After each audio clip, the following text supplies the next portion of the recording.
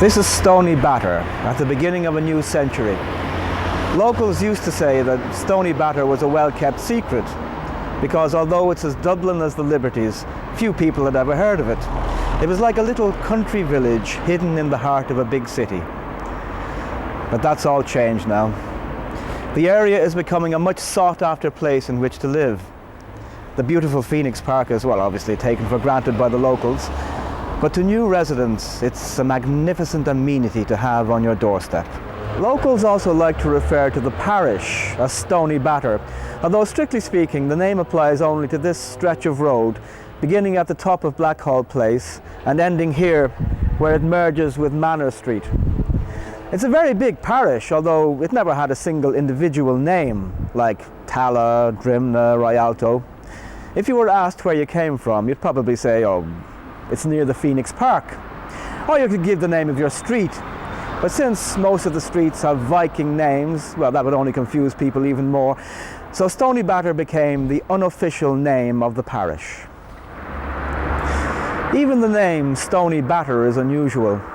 In ancient times it was called Bóthar na Gluch, the road of the stones. This became Stony Road. And since Bóthar is the Irish for road, this evolved into Stony Bóthar, which then became Stoneybatter. The area has always been a popular location for filmmakers. Over the last 40 years, many films have been made here. One of the first was Rooney, which older filmgoers will remember. It starred John Gregson, Noel Purcell and Barry Fitzgerald. It told the story of a Dublin dustman who fulfills his dream of playing in the All-Ireland hurling finals at Croke Park. Many scenes were filmed here at the Corporation Depot in Stanley Street. In 1958, James Cagney came here to play the IRA leader in Shake Hands with the Devil. The Garda Depot in the Phoenix Park was used as the Black and Tans headquarters. Several scenes were shot here in a laneway known as Thundercut Alley, which, as you can see, has been closed off now for several years. The beginning of 1965 saw a huge set erected here in Smithfield. It was an authentic replica of Checkpoint Charlie in Berlin. The film was The Spy Who Came In From the Cold with Richard Burton. In 1964, Young Cassidy was filmed entirely on location in Dublin and Wicklow. It told the story of the Irish playwright Sean O'Casey, and the scenes depicting the Easter Rising were filmed here in Queen Street. In 1994, residents would have seen one of the old green Leyland buses of the 50s and 60s travelling through the parish. The bus was used for a film called A Man of No Importance, although much of the filming was done on the outskirts of the parish, at the Broadstone bus depot. It starred the great English actor Albert Finney. Set in the early 60s, he plays the part of Alfie Byrne, a Dublin bus conductor who runs the local drama society. He idolises Oscar Wilde, but comes up against strong opposition from family and friends when he decides to stage Oscar Wilde's play Salome. Patrick Malahide plays the bus inspector, ironically called Carson, who dislikes Alfie and tries to get him to concentrate on his job instead of reciting Oscar Wilde to his passengers. And the glamour of life before him, and that it should be so, the world doesn't understand.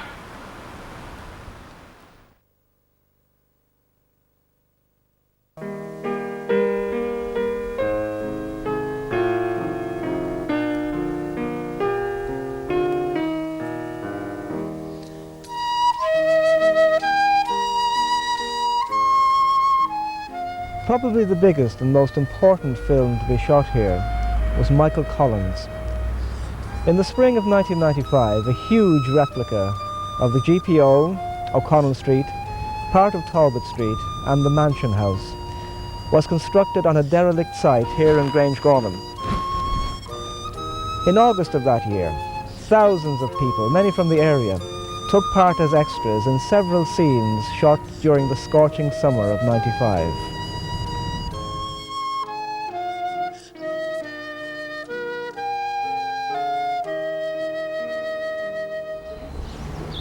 Here in Carnew Street, another scene was filmed in which the British raid a house where Michael Collins, Eamon de Valera and Harry Boland are hiding.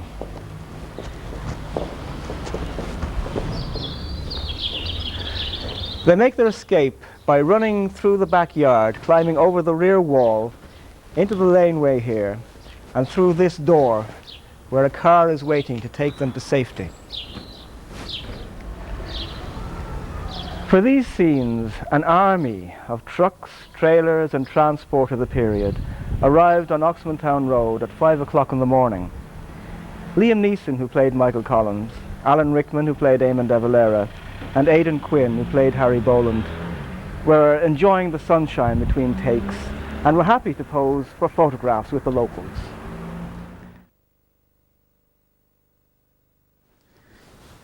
In the summer of 1997, another film set in Belfast was made on Oxmantown Road. The Boxer was directed by Jim Sheridan and starred Daniel Day-Lewis as an IRA man who returns to the boxing ring after several years in prison.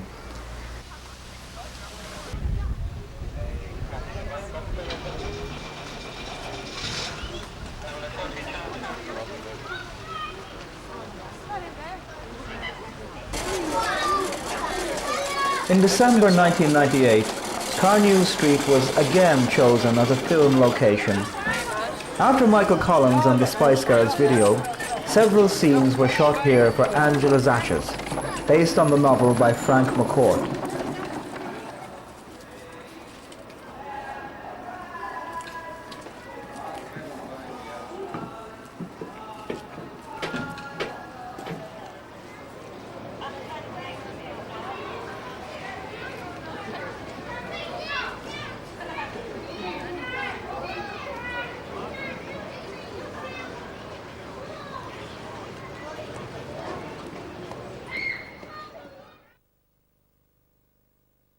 Benburb Street was a very busy thoroughfare up to the end of the 70s. This was mainly due to the giant Smithfield Motor Company, the biggest main Ford dealer in the city. In 1921, they first opened a small premises in the Smithfield area. Then they moved to Benburb Street, where they remained for 50 years. Many local people were employed by the company.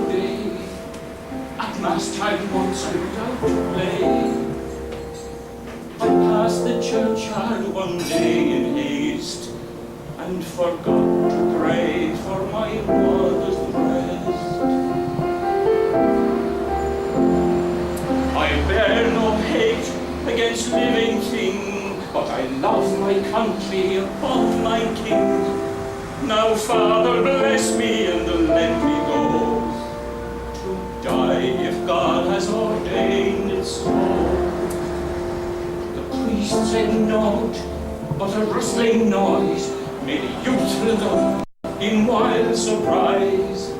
The robes were off, and in scarlet there sat a yeoman captain with fiery glare. With fiery glare and with fury hoarse, instead of a blessing he breathed a curse. 'Twas a good thought, boy, to come here and shrive. For one short hour is your time to live. Upon yon river 3 tenders float, the priest's in one if he isn't shot. We hold this house for our Lord and King, and amen say I, may all traitors swing.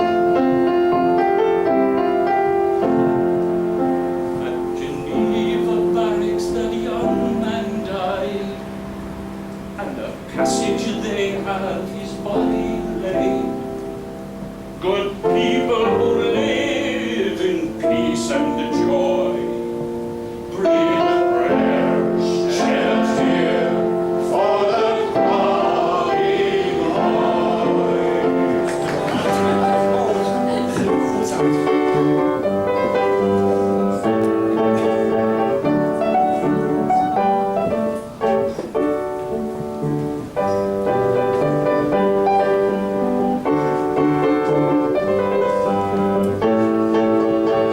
On the opposite side of the street were the corporation flats.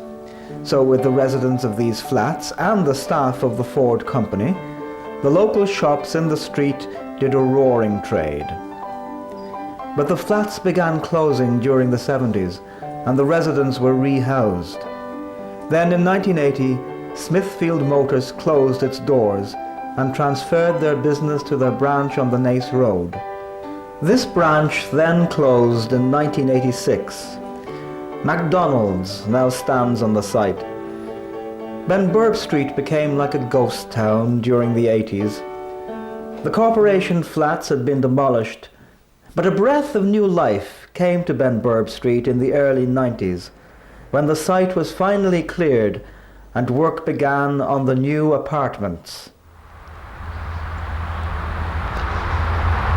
In spite of all the building going on along the quays, there is one riverside area that has never been built on. Here, this plot of land opposite Collins Barracks, known as the Esplanade. It was used by the army for training and recreation. But during the Great Famine of the 1840s, when the blight had destroyed Ireland's entire potato crop, the once steady flow of country people into Dublin turned into a flood of refugees. People were starving. In an effort to help, the government invited Alexis Soyer, probably the most famous chef in Europe, to provide a nourishing soup he had concocted, which, together with some bread, would sustain a person for a full day. A soup kitchen was constructed on this land. It was a wood-framed canvas building with an entrance at one end and an exit at the other. There was a 300-gallon soup boiler. 100 soup plates, to which spoons were attached by chains, were laid out on long tables. When the crowd assembled outside, a bell rang and 100 people were admitted. They ate their soup, were given a portion of bread, and left by the exit. Then the soup bowls were washed, the bell rang again, and another 100 people were admitted. Since it took only about 6 minutes to feed 100 people, it was possible to accommodate 1,000 people every hour. The area just here is known as the Croppy's Acre. It was here that many of those executed following the rebellion of 1798 were buried in a common grave. 2 years after the rebellion, Robert Emmet wrote, "No rising column marks the spot where many a victim lies. No bell here tolls its solemn sound. No monument here stands." Well, now there is a monument. It was erected in July 1985. The locals hope and pray that the village atmosphere will remain. But in the last few years, they have witnessed the closure of many of the corner shops which served the parish for decades. Turner's was a lovely little shop at Upper Manor Street, close to Ockram Street. Here you could purchase confectionery, newspapers and magazines, greeting cards, and also the cheapest milk in the country. You could also be sure of a great welcome from Pat Moylett and his wife Teresa, and they always had time for a chat and that personal touch that meant so much to their customers. Man in Manor Street. Here's the best dressed man in Manor Street. Come up here and I talk to you. We're making a video of our customers, for posterity. And this man has been coming in here for as long as I can remember. How long are you coming in here? I must have come here since 57. 1957. That's not today or yesterday. This is Rory Cunningham of Strathroy Dairies, who has been a marvellous supplier to us for the last 3 years. Is that right? Mm-hmm. Yeah. He has enabled us to stay in business and compete and sell the cheapest milk in the Republic of Ireland, which for a small shop I'm proud to be able to say that we were able to do. And the service we got from Rory was second to none. So on behalf of all our customers, for the 89 pence milk, thank you very much for the service and the custom. Right, sorry, thank you. But there you go. Here is Smith, who is the most ideal customer anybody could ever have.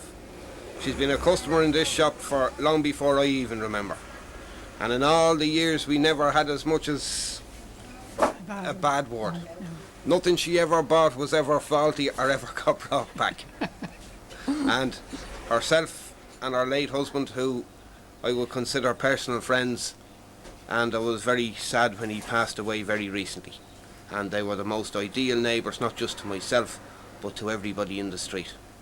And I'd like to thank you for all your custom, and Thanks, it's Patrick. been marvellous doing business with you. And there you are. This place, my grandmother lived here and was married from here. From this From shop. this place. Oh my God, what This was her name? Cairns. Cairns. Yeah.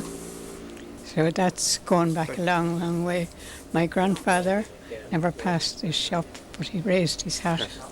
I see. Just the old folk in it. And tell me, was it a shop then or just No, a no, house? it was a house at that time. Well, I never knew that. In all the years I never knew that. Well, that's there's right. a link Yeah. with history. So it's going back a long, long way. And I remember Mrs. Turner, of course, and Mr. Turner.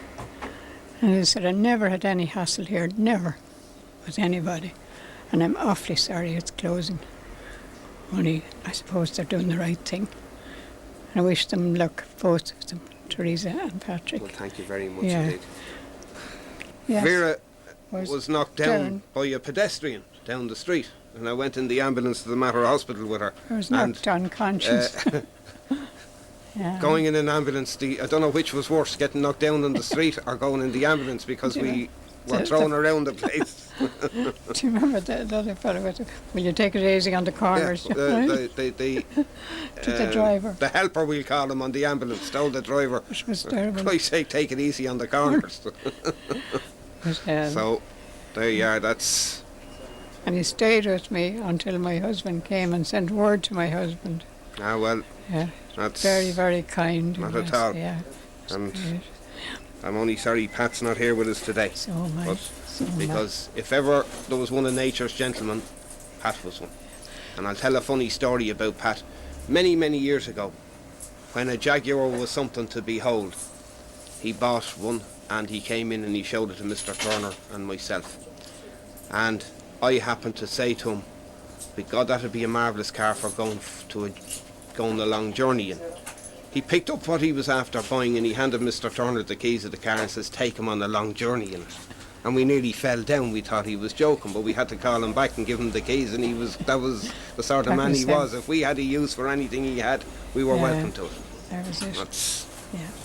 I would like to thank everybody for the messages of good luck for the future, and all the messages of goodwill we've had from people, and people who have thanked us for helping them.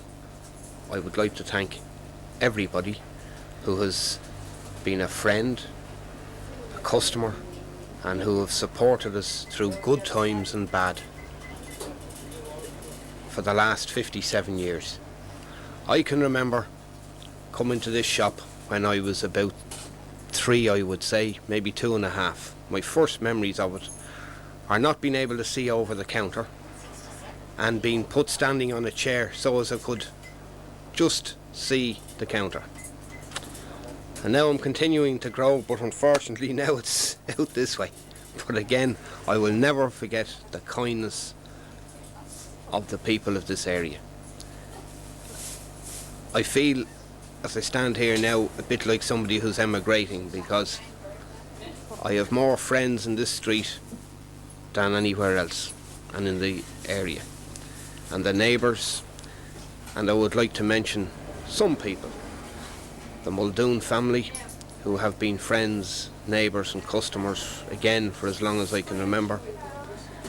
To Michael Fitzpatrick and Anne Fitzpatrick, who live just 1 or 2 doors away from us. I would not have been able to sleep at night if it wasn't for the way Michael has looked after this premises for me.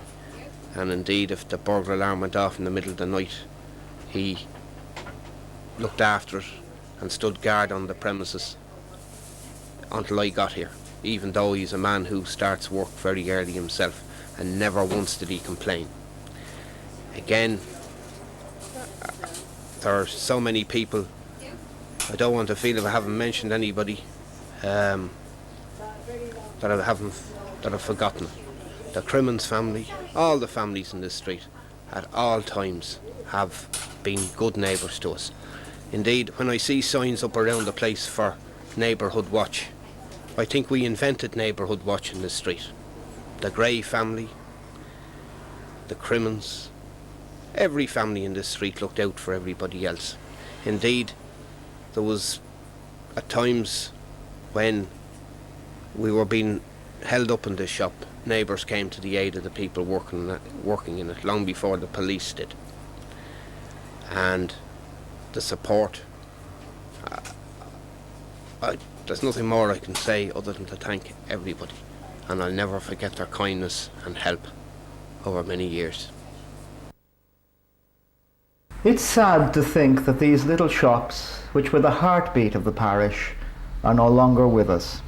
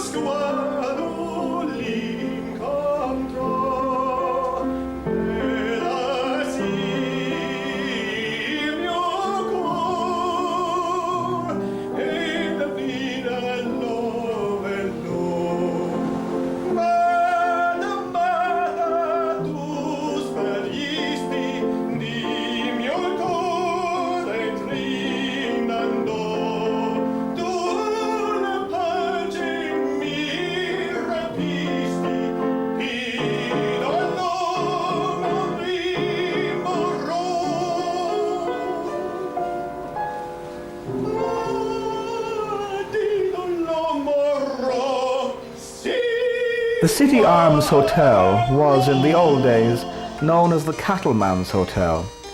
It backed onto the giant cattle market where the Drummondley housing estate now stands. Cattle dealers from all over the country and many from abroad stayed in the hotel while they transacted their business in the cattle market. James Joyce wrote about the hotel in his masterpiece Ulysses. He wrote that a Mrs. O'Dowd kept the hotel and that Leopold Bloom and his wife Molly stayed there for a while.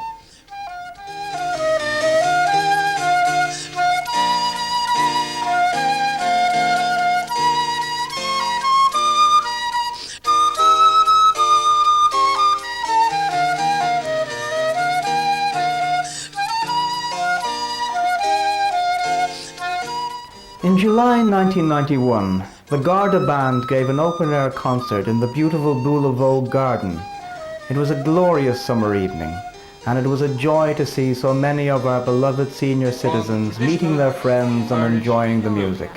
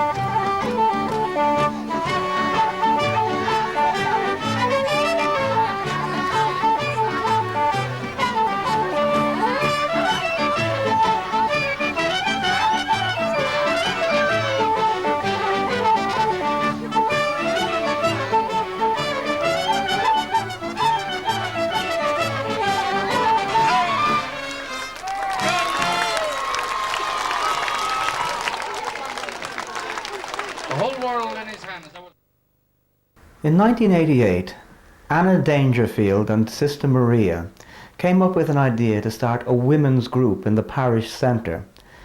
This was to be a creative outlet for women who had a few hours spare time after leaving their children to school.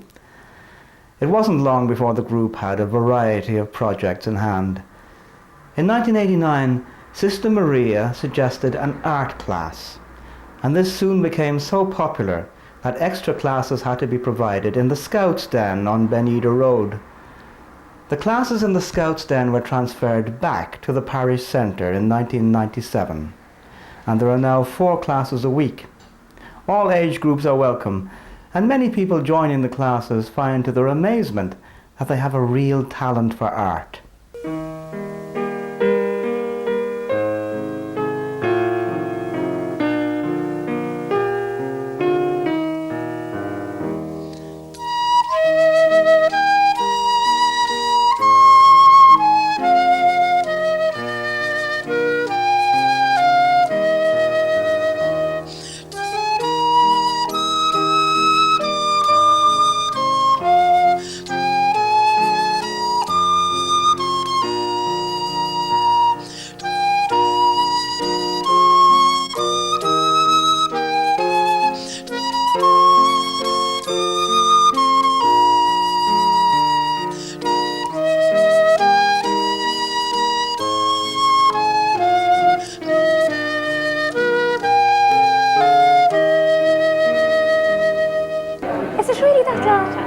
evolved a lot since then. Remember our first exhibition? Was that the one down at the pub? No, the first one was on Stephen's Green. Do you remember that? Oh, the first Stephen's Green one. And do you remember we had Stephen's, them for one the down festival down in one of the in pubs? the Glimmerman, yeah. The Glimmerman. That was very, that was very good. The dark pictures and all the Started off with a bowl of grapes and whatever, and then you did, your little bit, the sun and the sea, just the sun on the sea. Very, very simple. A little bit of blue and that. And now we've evolved castles and rocks and storms and boats and trees and. So we're going to have a big exhibition on our birthday. Yeah, hopefully, yeah. Be great. Very good idea. Just tell me something about the painting. Well, I'm just blocking in. It's only at the blocking in stage, but it's supposed to be a scene of Connemara, so hopefully it'll turn out like that. Oh, it's Ferry Carry Castle in Wexford. It's supposed to be, and there's dappled shadow on like that, on the ground here. That's sort of where the sun comes in, and that's all. Then that will finish that one. And framed, I hope, eventually.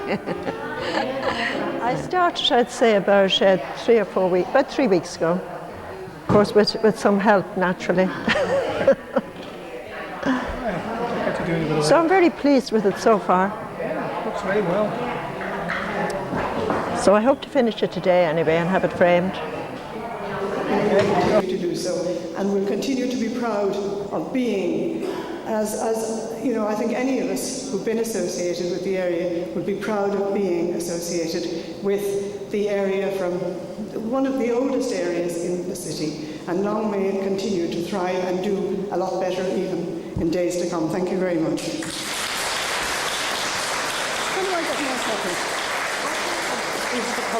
Well, I'm sure everybody knows Maureen Grant by now, but however, I started off in the Olympia Theatre 50 years ago, and I had the great privilege of working with the likes of Laurel Hardy, Tyrone Power, Gladys Cooper, Sir Alec Guinness. Oh, you could never mention all the lovely names that I worked with. And best of all, of course, was the late. I feel sad to mention his name. But believe it or not, he was a wonderful person. But we go back to Donald McCann. We go back to Laurel Hardy, who brought life to Ireland. And it's great in this day and age, in the year 2000, that the children love them as much as we did all them years ago, half a century ago. It's great that they've never lost their humour. The children love them, the adults love them. So that speaks for itself, doesn't it? You indeed remember their first arrival. They arrived at the stage door where you had a crowd of roaring people and claps and bangs, and I thought everybody was out of their mind. But when they came in and when you met them, actually they were great. And I remember the big fella, Ollie, and he had like a little trumpet case in his hand, and he dropped it and he said, "Oh, thank God I'm home." And you used to sign a book then. You didn't have clocks and that for your time clocking in, but you'd have a book to sign yourself in. But then they were down to the bar that night, and that's when I got to first know them. They introduced me to their 2 wives, 2 lovely ladies. One of them was French, and they used to come down then every night, and the girls would sit on the couch, but the 2 boys would say, I had a big plant on the bottom of the counter, an aspidespa or something, the biggest aspidespa in the world. And they used to stand down there, and we'd have all the old jokes and everything there behind the aspidespa. Well, we come up now to Tyrone Power, who done The Devil's Disciple, and it was wonderful. He was a lovely man. He had eyes that you could powder your nose in. I remember Pat Kenny interviewing me about the guys that I met and the women that I met over the years in James Street one morning. And I said to him, he had a pair of eyes, and they were like pools. You could powder your nose in it, but he would have loved to live here. And he spoke a lot about his wife, Annabella. He was married to Annabella, and he was being divorced then from Linda Christian. So he got around all right. Well, I originally come from Queen Street, 53 Queen Street, right opposite to Thundercut Alley, for anybody that doesn't know Queen Street. And I moved from there. I went out to Crumlin. Didn't like Crumlin, so I come back in. My first job was the old Phoenix Cinema, which is now Kings and Queens in Bargaintown. And that was my first job.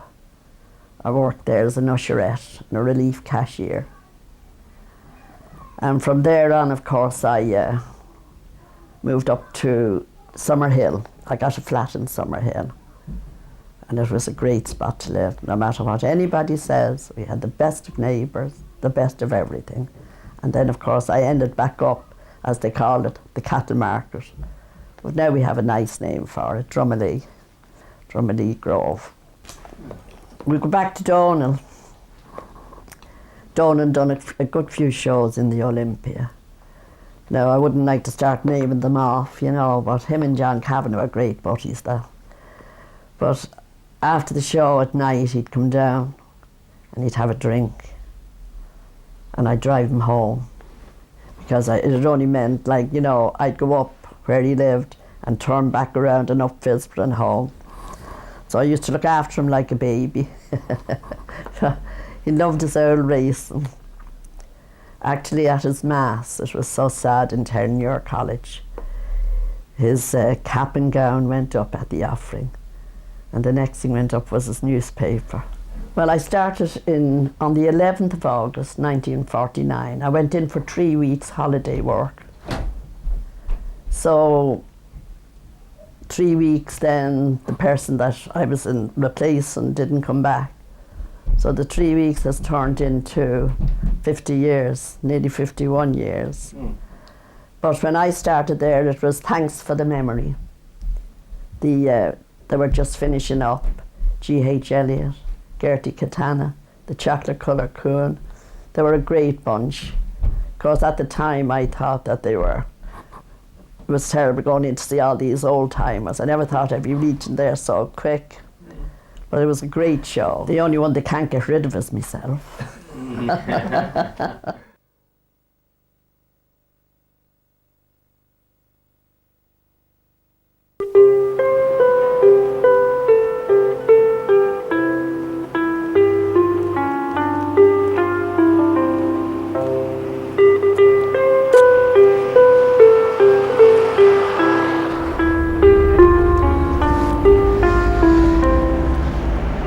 Locals still talk about going into town, even though from Stoneybatter it's no more than a 10-minute walk into the heart of the city. And indeed, if you want to try and relive the Dublin of James Joyce, then take a walk along the quays. On a quiet Sunday morning, there's nothing quite as delightful as a leisurely stroll down by the Liffey. You could even imagine yourself as Leopold Bloom in his wanderings around Dublin on the 16th of June 1904.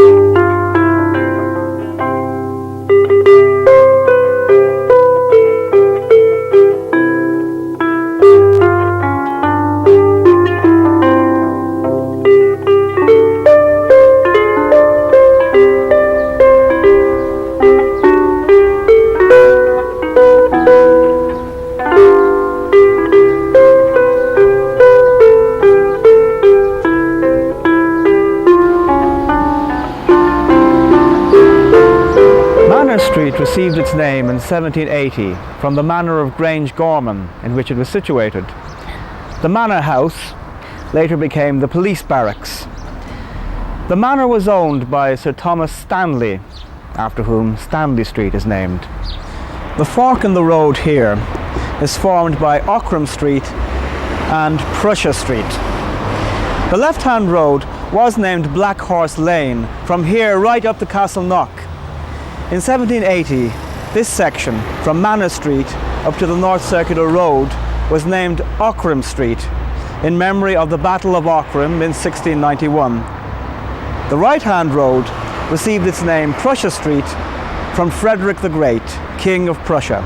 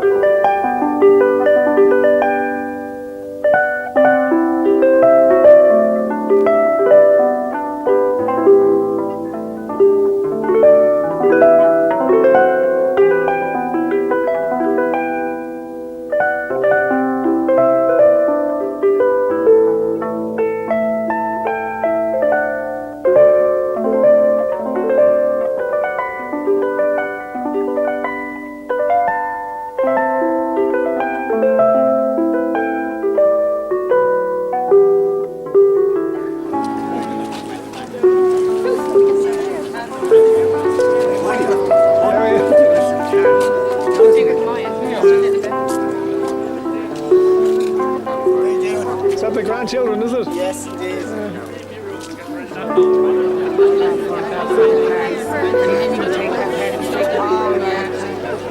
Just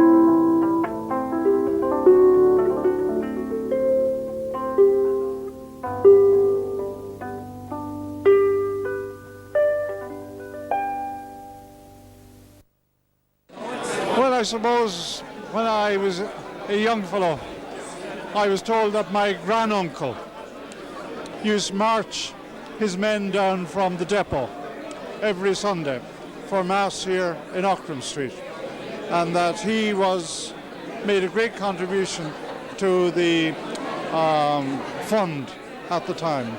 He was a district inspector in the RIC, up in the Phoenix That's Park. right, that's right. And So that was my first, that was your first connection with Auckland Street. Did you know that the Garda or the RIC, I don't know which, were involved with the purchase of the organ for the park for this church? No, I didn't know that, but it doesn't surprise me because they gave a great support to the parish here. Yes. What changes have you seen in the parish? Well, the big change is the disappearance of the cattle market. Right. That's for quite some time. And of course, I'm sure a lot of the larger houses now are in flats. They are indeed. Wouldn't that be so? Well, that'd be a big change. That's a big change. Yeah. The cattle market now is a corporation housing scheme. Oh, yeah. That's right. With some very good people there. Within the church, what have you seen? Within the church? Well, I wouldn't have known the church very well. I wouldn't have known the church very well. You see, we lived down in Phibsborough. Right, Bishop. But we left that when I was about 7 years of age. We went up to Ballymun Road. So I wouldn't have been much around this area. That was a very posh area. It was in those days. God bless you, Bishop. Thank you very much. A lot of things have changed. Thank you very much. Thank you.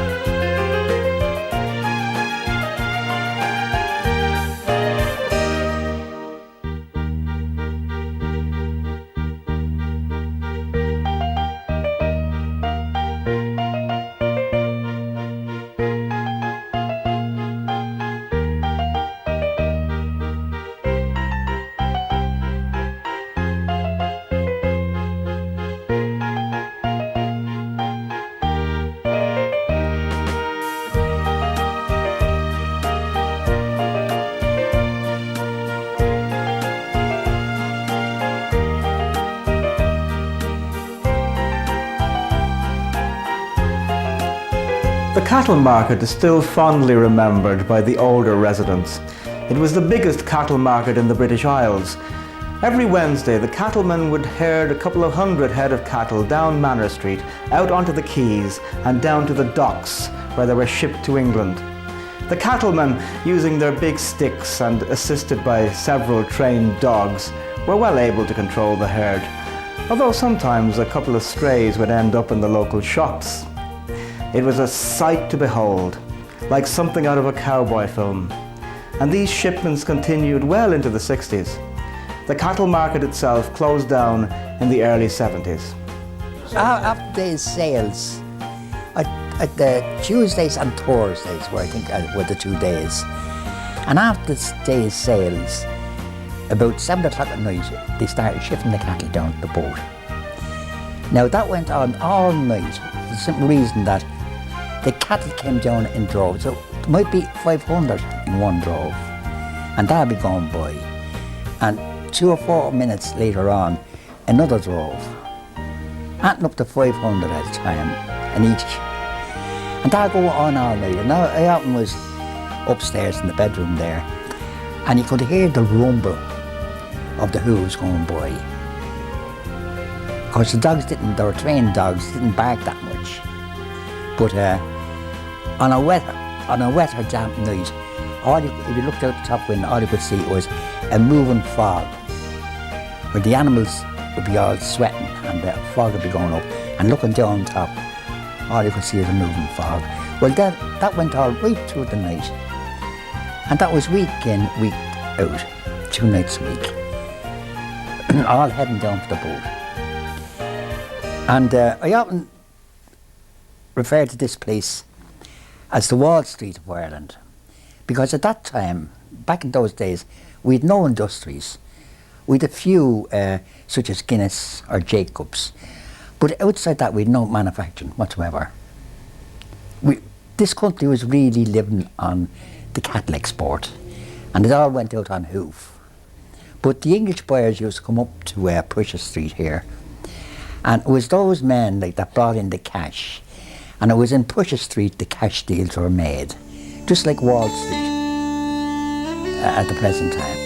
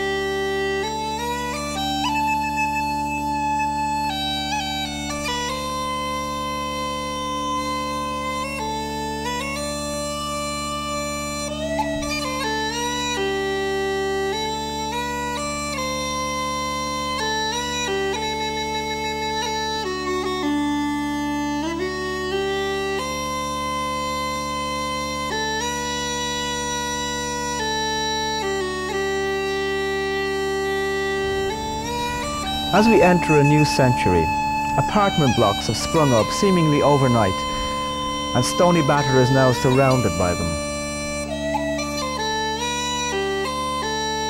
But as you stand here, time seems to stand still. There was a famous musical by Lerner and Lowe called Brigadoon.